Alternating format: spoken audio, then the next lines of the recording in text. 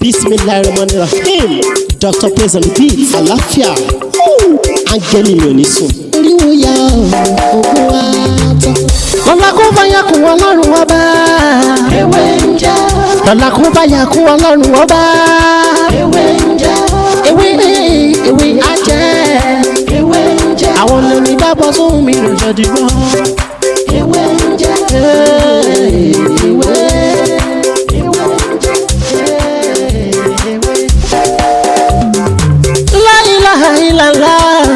Alawalu, alakiru, asọhiru, abatinu, Ọlọ́run ọba.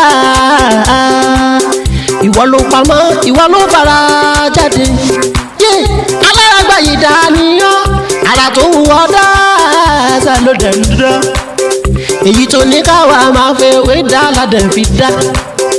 Ìwọ ṣàlọ́ ní. Today I want to explain how to use lime, clove powder and salt to remove any negative energy from your life.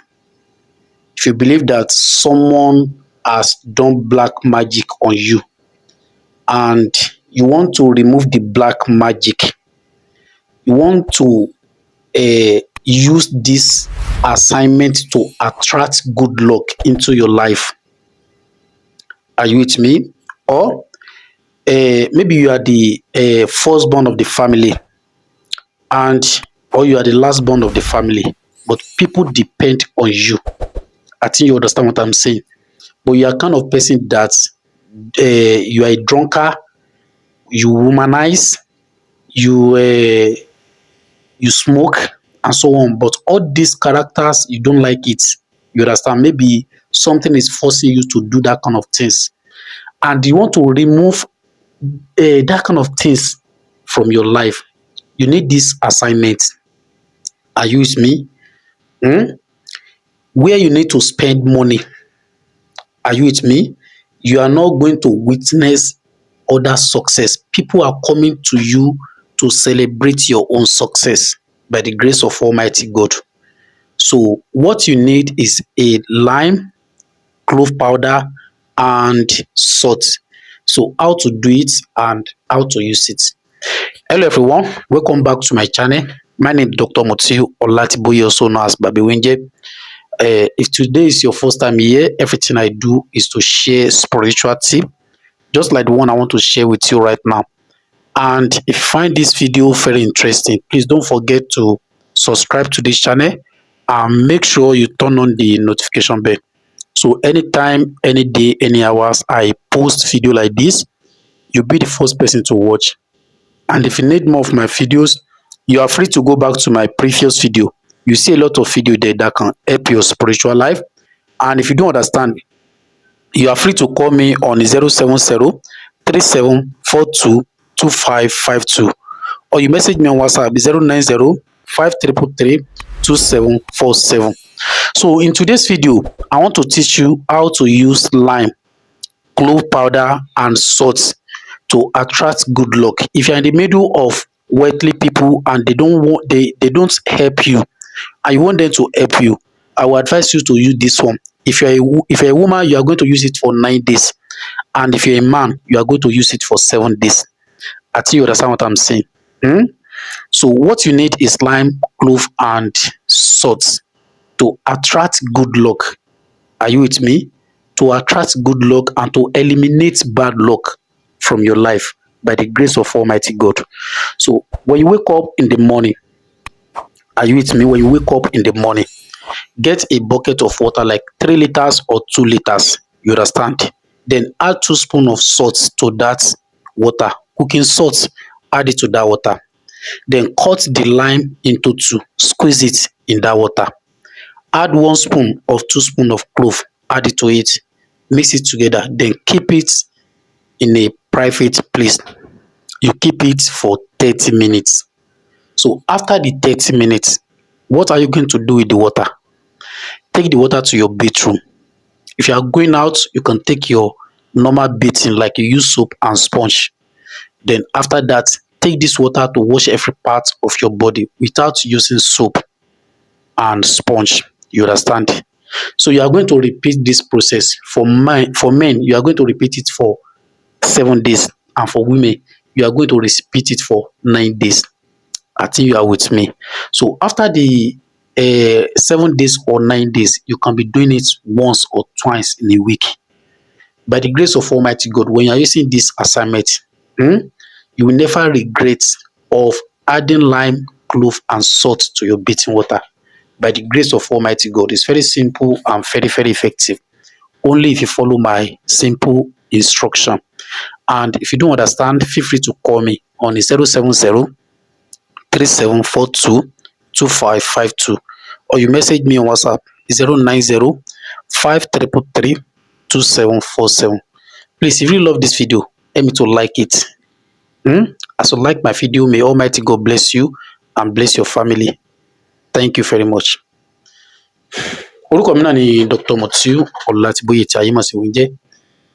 Mo kí gbogbo alọ́kùn ọ̀jọ̀kan wa. Ojú tí ẹ ń fún mi, ojú yóò ní fọ́. Agbára Ọlọ́run, etí tẹ́ fi ń gbọ́ mi tí yóò ní di. Lákàyè yín tẹ́ fi ń gbọ́rọ̀ wa, tẹ́ fi ń digest ẹ̀. Lákàyè yín Ọlọ́run jẹ́ kó jọba. Lágbára Ọlọ́run. Èmi náà lọ́mọ yín lẹ́ẹ̀kan sí àbúrò yín, olólùfẹ́ yín Dr. Mutiu Ọlátíbóyè. Lórí ètò yìí, gẹ́gẹ́ bí ẹ ṣe mọ nǹkan tí a máa ń ṣe, a máa ń sọ̀rọ̀ nípa àṣírí ìwé àtẹ̀gbò láwọn nǹkan kéékèèké báyìí tí kò pààyàn lára. Sọ̀rọ̀ mi ti yé. Ìwọ tó yẹ pé wà láàrin àwọn èèyàn ńláńlá tí wọ́n rí tí ẹrù, tí o sì jẹ́ èèyàn kan tó súnmọ́ wọn gan, tó jẹ́ pé tó bá ti béèrè lọ́wọ́ wọn ní fún ẹ. Ìgbà míì gan tó bá béèrè gan, wọn ò ní rí tí ẹrù. Sọ̀rọ̀ mi ti yé. Tàbí o jẹ́ èèyàn kan nu family tó yẹ pé àwọn èèyàn máa ń gbójúlé, tó jẹ́ pé gbogbo ìgbà tí wọ́n bá ti fẹ́ ṣe nǹkan náà máa ń béèrè nǹkan lọ́wọ́ ẹ̀. Wọ́n dẹ̀ mọ̀ pé ò ní, àmọ́ nítorí pé wọ́n fẹ́ fi ẹ́ ṣe yẹ̀yẹ́. Sọ̀rọ̀ mi ti yé. Tàbí eégún kan jà ẹ́, òun mutí, ó mugbó, mu sìgá, òun fa Colorado, nǹkan kan, gbogbo kíní bóyá kì í ṣe ọkàn yẹn láti máa ṣe, àmọ́ àwọn ẹ̀mí burúkú yẹn ń force ẹ láti ṣe. Gbìyànjú tó bá ti jí láàárọ̀ kùtùkùtù, bá mi bu omi bíi 3 to 2 litres sínú ike. Wá bu iyọ̀ síbí méjì sí, ọsàn wẹ́wẹ́ ẹyọ méjì fún sí. Kó wá bu kànáfùrù tó ti lọ tó kúnná síbí kan tàbí méjì kó dá sí. Púpọ̀ kó wá gbé pamọ́ fún 30 minutes. After 30 minutes, gbé wọ bathroom kó fi sanra. Tó bá yẹ pé ó fẹ́ wẹ ìwẹ̀ normal wẹ̀, bóyá ó ń jáde, ó lè fi ọṣẹ àtomi wẹ̀ lásán. Tó bá ti wẹ̀ tán, wá fi yẹn kó fi sanra. Tó bá jẹ́ pọ́kùnrin ni ẹ, ṣe bẹ́ẹ̀ fọjọ́ 7. Tó bá jẹ́ pọ́bìnrin ni ẹ, ṣe bẹ́ẹ̀ fọjọ́ 9. Lágbára Ọlọ́run, tó bá lò ẹ ní kábàámọ̀ pé ẹ ṣe ń fi omi ọsàn wẹ́wẹ́ àti clove àti iyọ̀ sínú ìwẹ̀ yín. Lágbára Ọlọ́run ò ní bá wọn kábàámọ̀. Kódà wàá tún máa sọ pé kí ló tó fi irú nǹkan yìí ṣe láti joy. Ọ̀rọ̀ mi ò jù bẹ́ẹ̀ lọ. Èmi náà lọ́mọ yín, àbúrò yín, olólùfẹ́ yín. Fún ẹ̀yin tẹ́ bá fẹ́ jẹ́ alágbàtà wa, àti ní àwọn product tí a ṣe tí ó jẹ́ nǹkan bí alẹ́ yàtọ̀ sí àwọn chemical tẹ́ ń kó jẹ. Alẹ́ gidi ò ní. Fún ẹ̀yin alágbàtà tí ẹ bá fẹ́ máa darapọ̀ mọ́ wa láti máa kó ọjà, a máa ta fún ní iye tí ẹ̀yin náà lè tà, tẹ́yin náà lè gé ni. Tá a bá gbé kalẹ̀ fún ní 1000, iye tó bá wù ẹ́ tà, torí iṣẹ́ tó dájú ni. Ó dá mi lójú, tẹ́ bá ra ẹyọ kan, tẹ́ bá fún àwọn oníbàárà yín, tán bá lówó, wọ́n ó fẹ́ máa wá gbà, wọ́n fẹ́ máa béèrè sí lọ́wọ́ yín. Ó dá mi lójú bẹ́ẹ̀. Ẹ̀yin tẹ́ bá dẹ̀ ní interest láti bá wa ṣe irú báyìí papọ̀, ẹ gbìyànjú ẹ bá wa sọ̀rọ̀ lórí WhatsApp 090 5333 27. Lọ́la kó bá yà kún Ọlọ́run ọba. Ewé ń jẹ́. Lọ́la kó bá yà kún Ọlọ́run ọba. Ewé ń jẹ́. Ewé ajẹ́.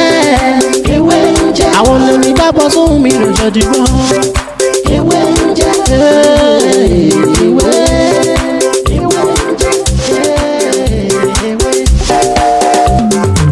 La ilaha illallah. Alawalu, alakiru, asohiru, abatinu, Ọlọ́run ọba.